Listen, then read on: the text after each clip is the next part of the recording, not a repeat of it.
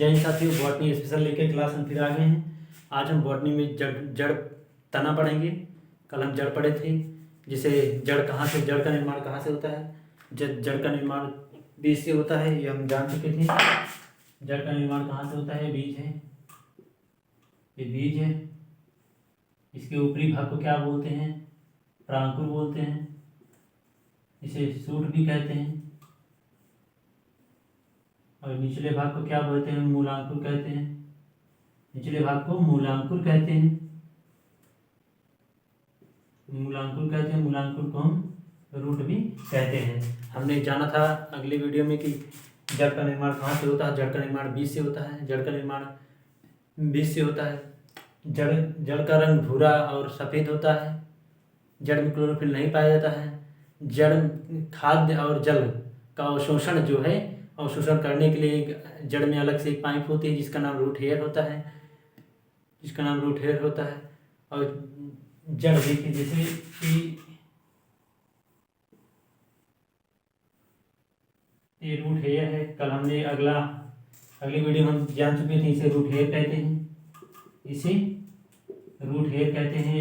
इसे रेसे, ये रेसा हिंदी में रेसा हो, जो पतले पतले जड़ के नीचे जो पतले पतले रेसे होते हैं उन्हें हम रूट हेयर कहते हैं। जड़ के निचले क्षेत्र काफी बड़ा होता है, काफी मजबूत होता है, इसे हम रूट कैप कहते हैं। ये रूट कैप का काम क्या होता है, मिट्टी को खोदने के काम आता है। रूट कैप जो होता है मिट्टी को खोदने के काम आता है। हम ये सब पहले वीडियो में देख चुके थे। अब आइए देखते हैं आगे। जड़ में जो है क्लोरोफिल नहीं पाया जाता। जल में अगर क्लोरोफिल पाया जाता तो जड़ का रंग जो होता है हरा होता है, इसलिए जड़ में क्लोरोफिल नहीं पाया जाता है। जड़ में नोड या इंटरनोड नहीं पाए जाते हैं। जड़ में नोड या इंटरनोड नहीं पाए जाते हैं। आइए हम आगे देखते हैं। तना किसे कहते हैं, हम तने पे अध्ययन करते हैं। तना पर स्टेम, तने को अंग्रेजी में स्टेम,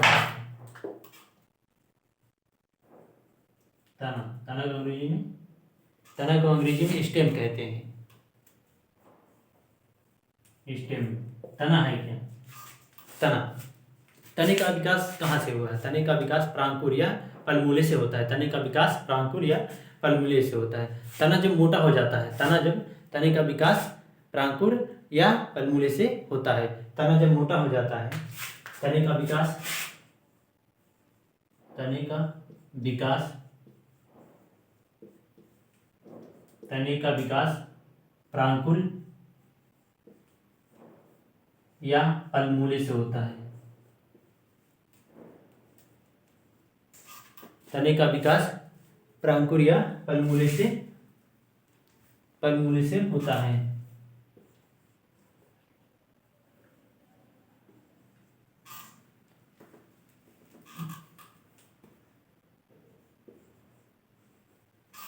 तने का विकास पलमूले से होता है।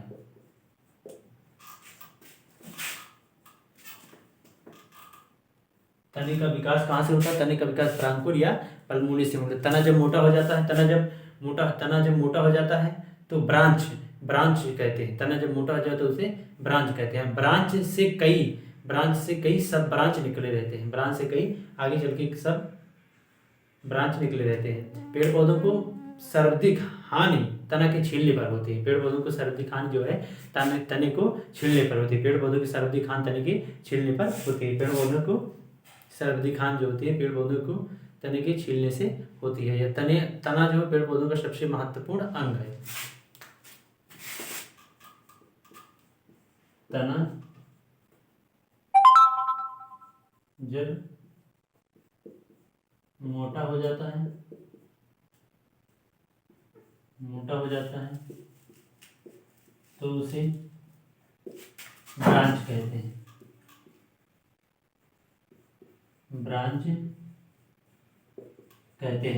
तना जब मोटा हो जाता है तो हम उसे ब्रांच कहते हैं। ब्रांच से कई सब ब्रांच निकलती हैं।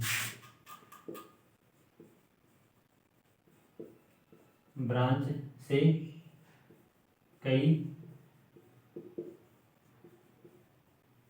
कई सब ब्रांच निकलते हैं।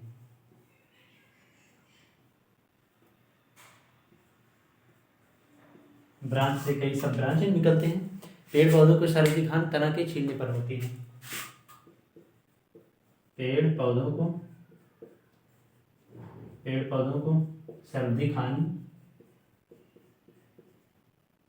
पेड़ पौधों को सर्वाधिक हानि जो होती है, पेड़ पौधों को सर्वाधिक हानि जो होती है तने को छीलने से होती है। तने को छीलने से होती है, छीलने से होती है, तने को छीलने से होती है, तने को छीलने से होती है, तने को छीलने से। पेड़ पौधों को सर्वाधिक हानि होती है तने को छीलने से होती है, तने को छीलने से होती है।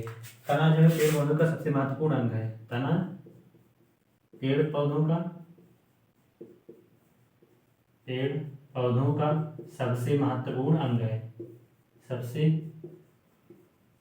महत्वपूर्ण अंग कहिए या भाग, अंग या भाग है। तना, तने का विकास प्रांकुर या पलमूले से होता है। तने का विकास प्रांकुर या पलमूले से होता है। तना जब मोटा हो जाता है तो उसे ब्रांच कहते हैं। अब ब्रांच से कई सब ब्रांच निकले रहते हैं। पेड़ पौधों को सर्वाधिक हानि तने के छीलने पर होती है। यह सबसे महत्वपूर्ण अंग है। तना जो है पेड़ पौधों का सबसे महत्वपूर्ण अंग है।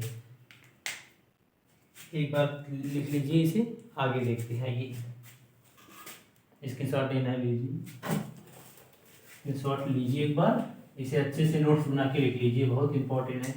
आपको सारी क्लासेस इसी चैनल पे आपको मिलेंगी। ये बॉटनी है, बॉटनी की मैंने फर्स्ट वीडियो अपलोड कर दिया है, ये सेकेंड वीडियो है।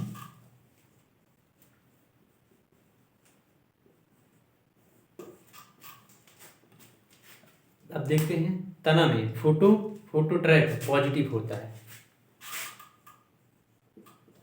तने में फोटोट्रैप पॉजिटिव होता है, तने में फोटोट्रैप पॉजिटिव होता है तथा जियोट्रैप निगेटिव होता है। यह प्रकाश की ओर बढ़ता है। तना जो है प्रकाश की ओर बढ़ता चले जाता है। जैसे तना जो है प्रकाश की ओर, जैसे इसे देखिए,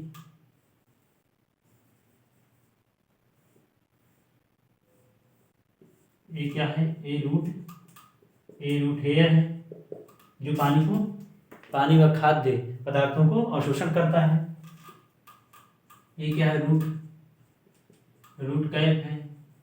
ये रूट कैप क्या है, मिट्टी को खोदने का काम करता है। इसे प्रांकुर भी, इसे मूलांकुर भी कहते हैं। मूलांकुर भी कहते हैं। इसे मूलांकुर भी कहते हैं। इसे सूट कहते हैं, इसे प्रांकुर भी कहते हैं। ये सूट या प्रांकुर भी है। तना ऊपर पाया जाता है। तना जो है ऊपर पाया जाता है। तने में फोटोट्रैप पॉजिटिव होता है तथा जियोट्रैप नेगेटिव होता है। तने में फोटोट्रैप पॉजिटिव होता है तथा जियोट्रैप नेगेटिव होता है। तने का विकास जो है, तने का विकास कहाँ से हुआ, तने का विकास सूट से हुआ है। तने का विकास सूट से हुआ है। तना जो है प्रकाश की ओर बढ़ता चला जाता है। तना प्रकाश की ओर बढ़ता चला जाता है किंतु भूमि की ओर नहीं बढ़ता है। तना जो है प्रकाश की ओर बढ़ता, मतलब सूट की तरफ बढ़ता चला जाता है। ये सब तना यहाँ से ऐसे निकलती रहती है, ऐसे निकलती रहती है, लेकिन यहाँ रूट की तरफ नहीं निकलती रहती है। पतझड़ के मौसम में पेड़ पौधे जब पत्तियां झड़ जाती हैं, पतझड़ के मौसम में जब पेड़ पौधे की पत्तियां जो है जब झड़ जाती हैं तो उस समय तना भोजन बनाने का काम करता है। तना जो उस समय पतझड़ के मौसम में देखिए, जब पेड़ पौधे अपनी पत्तियां जो हैं जब झड़ जाती है तो तना जो है भोजन बनाने का काम करता है। तना भोजन बनाने का काम करता है। भोजन बनाने का काम तना करता है। तना 1% प्रकाश संश्लेषण करता है। तना जो है 1% प्रकाश संश्लेषण करता है, इसीलिए यह हरा होता है। आइए हम आप देखते हैं, इसे आप बना लीजिए, समझ लीजिए। समझने के लिए हमने बना दिया। हम आप लोग कंटेंट अच्छा दे रहे हैं। आप अगर कंटेंट अच्छा लगे तो आप लोग इसे पढ़िए जरूर, बहुत ही जरूरी है। देखते हैं तना में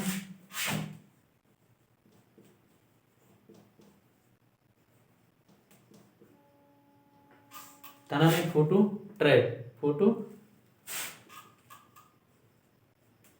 पॉजिटिव तथा जियोट्रैप निगेटिव होता है।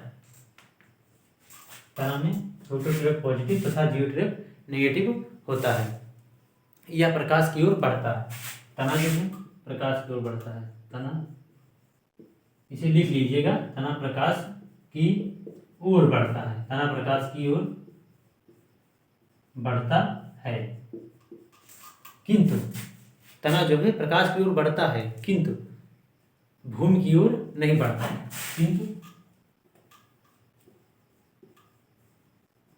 किंतु भूमि की ओर नहीं बढ़ता है। भूमि की ओर नहीं बढ़ता है, किंतु भूमि की ओर नहीं बढ़ता है। तना जो है प्रकाश की ओर बढ़ता है किंतु भूमि की ओर नहीं बढ़ता है। पतझड़ के मौसम में पेड़ पौधे जब अपनी पत्तियां झड़ जाती हैं तो तना जो है पेड़ पौधे भोजन बनाने का काम करता है। तो तना 1% प्रकाश संश्लेषण करता है। देखते हैं पतझड़ के मौसम में, पतझड़ के मौसम में, पतझड़ के मौसम में पेड़ पौधे पत्तियां, पेड़ पौधे की पत्तियां जो है, पेड़ पौधे की पत्तियां जब झड़ जाती हैं, जब झड़ जाती हैं तो तना अपना भोजन, तना 1% पत्तियां जब भोजन बनाने का काम करती हैं। जब पतझड़ के मौसम में पेड़ पौधे की पत्तियां जब झड़ जाती हैं तो तना भोजन बनाने का काम करता है। तना भोजन बनाने का काम करता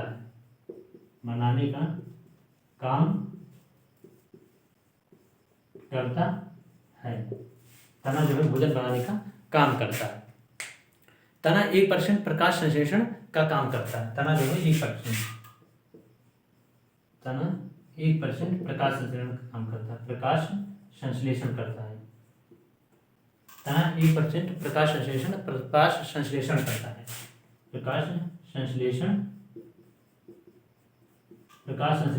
है।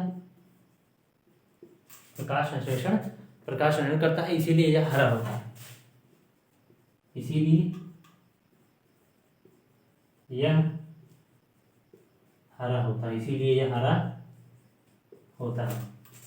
तना 1% प्रकाश संश्लेषण करता है, इसीलिए यह हरा होता है।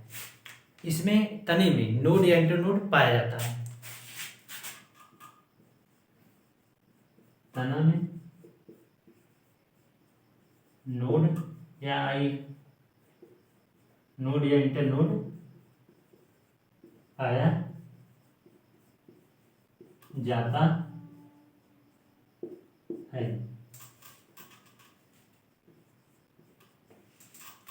देखते हैं तना में फोटोट्रैप पॉजिटिव होता है तथा जियोट्रोप निगेटिव होता है। तना प्रकाश की ओर बढ़ता है। तना जो प्रकाश की ओर बढ़ता है मतलब रूट की तरफ, तना जो है सूट की तरफ बढ़ता है, लेकिन भूमि की ओर तना नहीं बढ़ता है। तना वो प्रकाश की ओर बढ़ता है। पतझड़ के मौसम में पेड़ पौधे की पत्तियां जब झड़ जाती हैं तो तना भोजन बनाने का काम करता है। मतलब जब पतझड़ के मौसम में पेड़ पौधे की पत्तियां जो झड़ जाती हैं तो तना अपना भोजन स्वयं बनाता है। तना 1% प्रकाश संश्लेषण का काम करता है, इसीलिए तना हरा होता है। इसमें नोड या इंटरनोड पाए जाते हैं, जिसके कारण ये चौड़ाई में विकास करता है।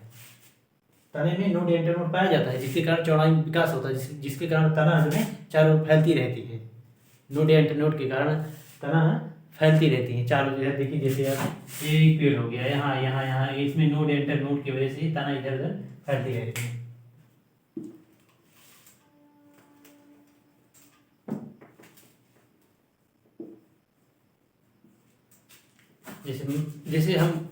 जैसे आपके सामने पेड़ है, एक इधर टहनियाँ निकली, एक इधर तना, ये रीजन किस कारण तना चारों तरफ निकलती रहती हैं, तो नोड या इंटरनोड की वजह से तने जो हैं चारों तरफ निकले रहते हैं। इसमें गांठनुमा संरचना पाई जाती है, जिसे कलियां कहते हैं।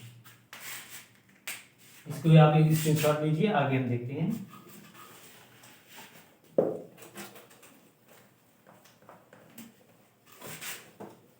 तना बहुत इंपॉर्टेंट चैप्टर है बॉटनी है। इसमें क्या होता है, इसमें गांठें नुमा, इसमें गांठ नुमा संरचना पाई जाती है। तने में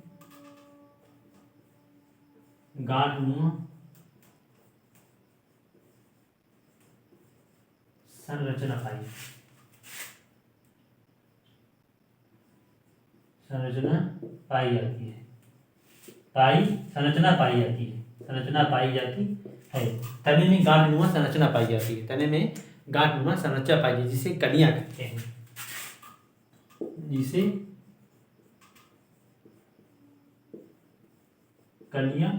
कलियां या बड कहते हैं, इसे कलियां या बड कहते हैं, इसे कलियां या बड कहते हैं, इसे कलियां या बड कहते हैं। तना 3 प्रकार का होता है, तना 3 प्रकार के होते हैं, तना 3 प्रकार का होता है, तना 3 प्रकार का होता है, तना 3 प्रकार का होता है। तना जो है 3 प्रकार का होता है। नंबर 1 वायवीय तना। आइए देखते हैं तने के प्रकार। वायवीय तना, वायवीय तना। नंबर 2 अर्ध वायवीय तना, नंबर 2 अर्धवायवीय तना, नंबर 2 अर्धवायवीय तना, अर्धवायवीय तना, अर्धवायवीय तना होता है, अर्धवायवीय तना होता है, अर्धवायवीय तना। नंबर 3 होता है भूमिगत तना, नंबर 3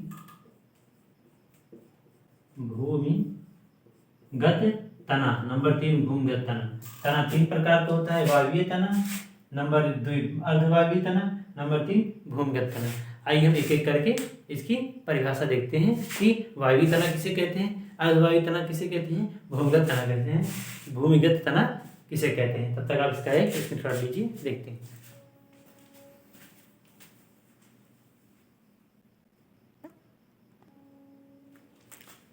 आप स्क्रीनशॉट ले लिए होंगे। अब आइए आगे देखते हैं।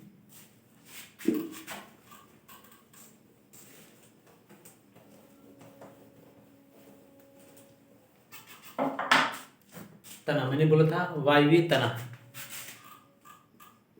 वायवीय तना, वायवीय तना, वायवीय तना,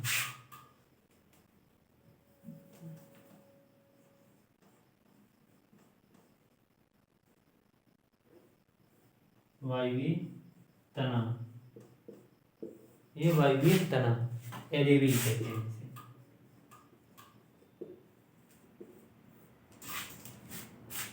ऐसे तना जो प्रांकुर से निकलते हैं, ऐसे तना जो प्रांकुर से निकलते हैं, ऐसे तना जो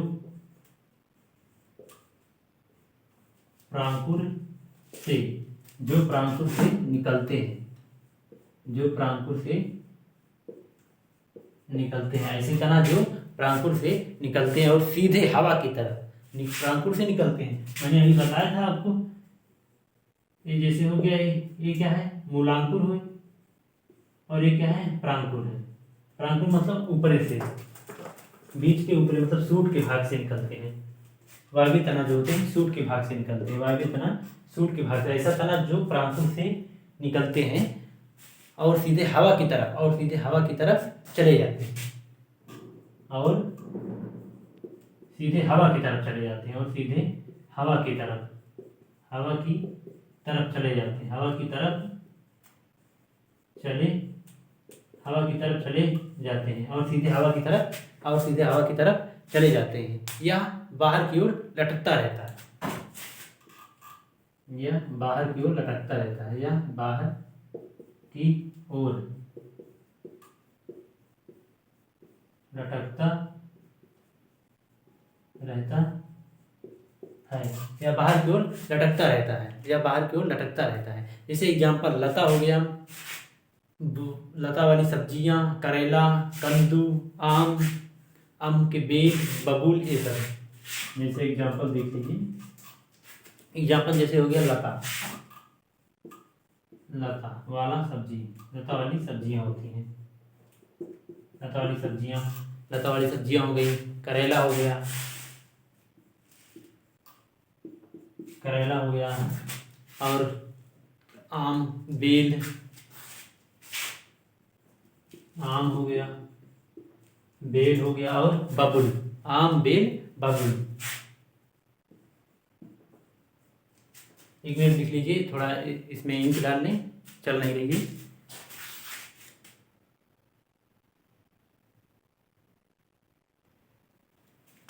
आइए देखते हैं बबुल। ये हो गया वायवीय तना। ऐसे तना जो प्रांकुश से निकलते हैं और सीधे हवा की तरफ चले जाते हैं, वह उन हवा की तरफ चले जाते हैं, उन्हें वायवीय तना कहते हैं। या बाहर की ओर लटकता रहता है, या बाहर की ओर लटकता रहता है। एग्जाम्पल जैसे देखिए, लता वाली सब्जियां हो गई, करेला हो गया, आम हो गया, बेल और बबुल हो गया। लता वाली सब्जियां हो गई, करेला हो गया, आम और बेल और बबुल। अब आइए देखते हैं अर्धवायवीय तना किसे कहते हैं। अर्धवायवीय तना इस तना का कुछ भाग अंदर और कुछ भाग बाहर होता है। कुछ भाग अंदर और कुछ भाग बाहर होता है। आइए देखते हैं वायवीय तना, अर्धवायवीय तना किसे कहते हैं। अर्धवायवीय तना,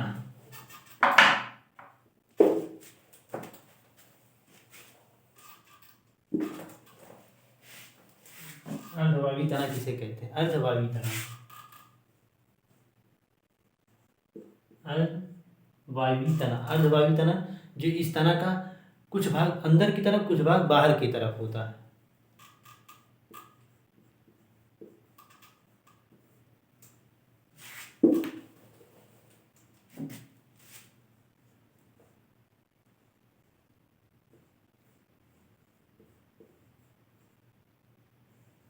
अर्धवायवीय तना,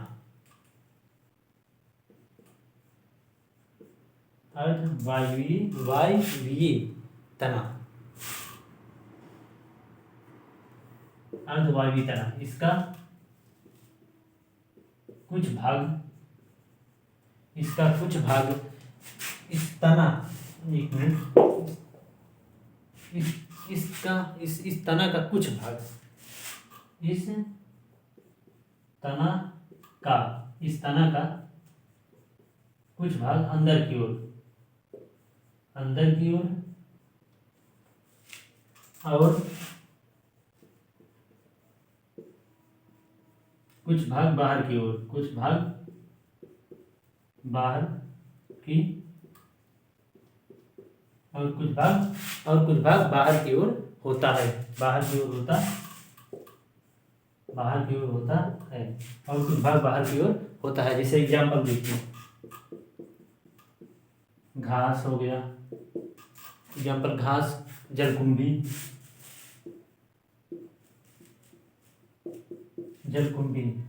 इस तरह का कुछ भाग अंदर की ओर और कुछ भाग बाहर की ओर होता है। जैसे घास, जैसे आपने देखा होगा, ये घास है, ये कुछ अंदर की तरफ कुछ बाहर की तरफ ऐसे होता है। ये पत्तियां होती हैं, ये ऐसे गई यहाँ से अंदर की तरफ आ गई, ये घास हो गया। ठीक है, ये अर्धवायवीय तना, आधा जमीन के अंदर, आधा जमीन के नीचे, आधा जमीन के अंदर, आधा जमीन के नीचे, ये क्या हो गया, अर्धवायवीय तना हो गए। इस तना का कुछ भाग जमीन के अंदर और कुछ भाग जमीन के बाहर होता है, अर्धवायवीय तना। एग्जाम्पल जैसे घास आप देख लीजिए और जलकुंभी देख लीजिए।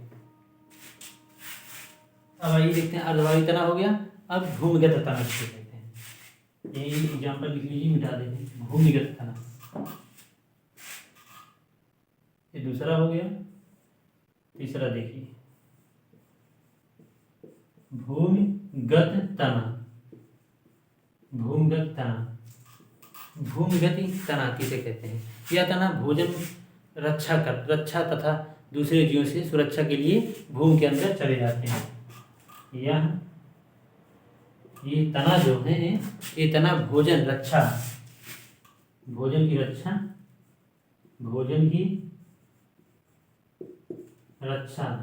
तथा यह तना भोजन की रक्षा तथा दूसरे जीवों से सुरक्षा के लिए, दूसरे जीवों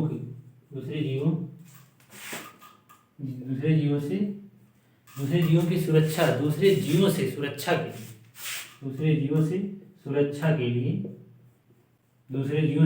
के लिए जमीन के सुरक्षा के लिए भूमि के या जमीन के अंदर चले जाते हैं। भूमि के अंदर चले जाते हैं, भूमि के अंदर चले जाते हैं, भूमि के अंदर चले जाते हैं, भूमि के अंदर चले जाते हैं, भूमि के अंदर चले जाते हैं और नीचे जाकर फैल जाते हैं, और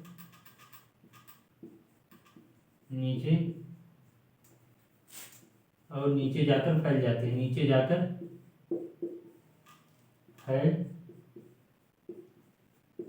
और नीचे जाकर फैल जाते हैं। भूमिगत तना क्या है? तना भोजन की रक्षा तथा दूसरे जीवों की सुरक्षा के लिए भूमि के अंदर चले जाते हैं, भूमि के अंदर चले और नीचे जाकर फैल जाते हैं। जैसे एग्जाम्पल देखिए, अदरक हो गया, हल्दी हो गया, लहसुन, प्याज, आलू, ओल, ये सब हो गया। एक बार इसकी स्क्रीनशॉट लीजिए, आगे देखते हैं। भूमिगत तना का हमने एग्जाम्पल बताया। भूमिगत तना, भूमिगत तना होता क्या है? भूमिगत तना, यह तना भोजन रक्षा तथा दूसरे जीवों से सुरक्षा के लिए, अपनी भोजन की रक्षा के लिए तथा दूसरे जीवों की सुरक्षा के लिए, मतलब किसी दूसरे जीव से अपनी रक्षा करने के लिए जमीन के अंदर चले जाते हैं और नीचे जाकर फैल जाते हैं। जैसे एग्जाम्पल हमने बताया अदरक,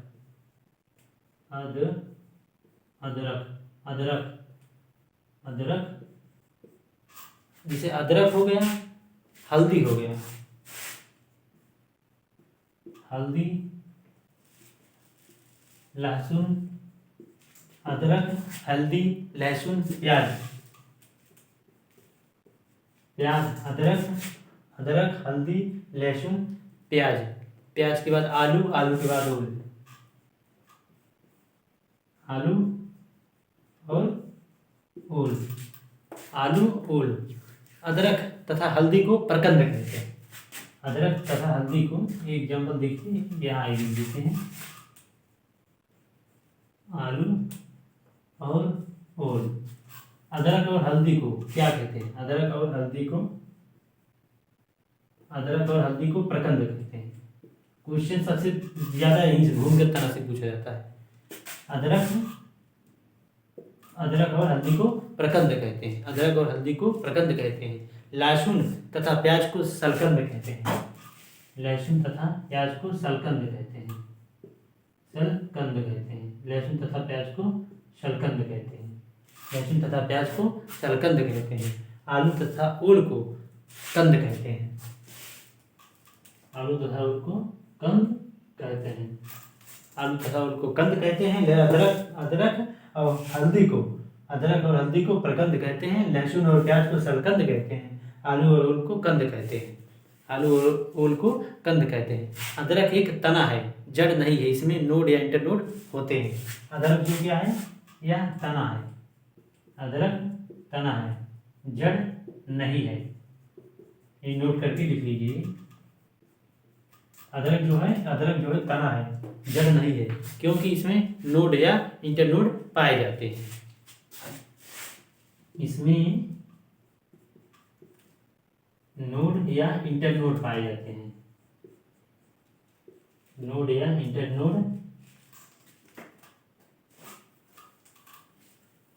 यहां इसे नोट करके लिखिए। अदरक क्या है? अदरक तना है, अदरक तना है, ना कि जड़ है। अदरक जो है तना है, जड़ नहीं है, इसमें नोड या इंटरनोड पाए जाते हैं, इसमें नोड या इंटरनोड पाए जाते हैं, इसमें नोड या इंटरनोड पाए जाते हैं। अदरक तना है, जड़ नहीं है, इसमें नोड या इंटरनोड पाए जाते हैं, इसमें नोड या इंटरनोड पाए जाते हैं। अदरक, हल्दी में कुकुरमीन पाया जाता है, जो हल्दी में कुकुरमीन पाया जाता है, हल्दी में कुकुरमीन पाया जाता है, हल्दी में जो है कुकुरमीन पाया जाता है, जो कैंसर नहीं होता, जो कैंसर को होने नहीं देता है। हल्दी में कुकुरमीन पाया जाता है, कुकुरमीन पाया जाता है, जो कैंसर से हमें बचाता है, जो कैंसर नहीं होने देता, नहीं होने देता है। हल्दी में कुकुरीन पाया जाता है जो कैंसर नहीं होने देता, हल्दी में कुकुरीन पाया जाता है जो कैंसर नहीं होने देता है। अब आलू में कार्बोहाइड्रेट पाया जाता है, आलू में कार्बोहाइड्रेट की मात्रा ज़्यादा होती है, आलू में कार्बोहाइड्रेट पाया जाता है, कार्बोहाइड्रेट पाया जाता है, आलू में कार्बोहाइड्रेट पाया जाता है। आलू का हरा रंग जो होता है सोलेनिन के कारण होता है, आलू का हरा रंग जो होता है सोलेनिन के कारण होता है, सोलेनिन के कारण होता है, सोलेनिन के कारण होता है। आलू का हरा रंग जो है सोलेनिन के कारण होता है, आलू का हरा रंग सोलेनिन के कारण। प्याज में सल्फोनिक अम्ल पाया जाता है जिस कारण से प्याज काटते समय हमारी आंखों से आंसू निकलता है। आलू में कार्बोहाइड्रेट पाया जाता है, आलू में कार्बोहाइड्रेट पाया जाता है। आलू का हरा रंग सोलेनिन के कारण होता है, आलू का हरा रंग सोलेनिन के कारण होता है। प्याज में सल्फोनिक अम्ल पाया जाता है, प्याज में सल्फोनिक अम्ल पाया जाता है। इसी कारण हमारे प्याज काटते समय हमारी आंखों से आंसू आ जाता है। लहसुन में एरासीन के कारण गंध उत्पन्न होती है। आगे देखते हैं, लहसुन में एरासीन के कारण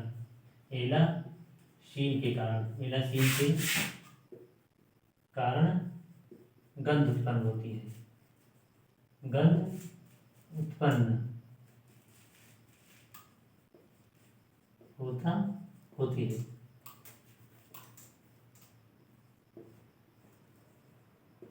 गंध लहसुन में एलासीन के कारण गंध आती है, गंध आता है। लहसुन में एलासीन के कारण गंध आती है। अदरक हल्दी को प्रगंध कहते हैं, लहसुन और प्याज को सरगंध कहते हैं, आलू और ओल को कंद कहते हैं। नोट, अदरक तना है, जड़ नहीं, अदरक जो है तना है, जड़ नहीं है, इसीलिए नोट या इंटरनोट अदरक पाए जाते हैं। हल्दी में कुकुरीन पाया जाता है जो कैंसर नहीं होने देता है। आलू में कार्बोहाइड्रेट पाया जाता है, कार्बोहाइड्रेट की मात्रा आलू में ज़्यादा होती है। हरा रंग, आलू का हरा रंग जो होता है सोलेनिन के कारण आलू का हरा रंग होता है। जय हिंद साथियों, आगे क्लास देखने के लिए हमारे चैनल से जुड़े रहे।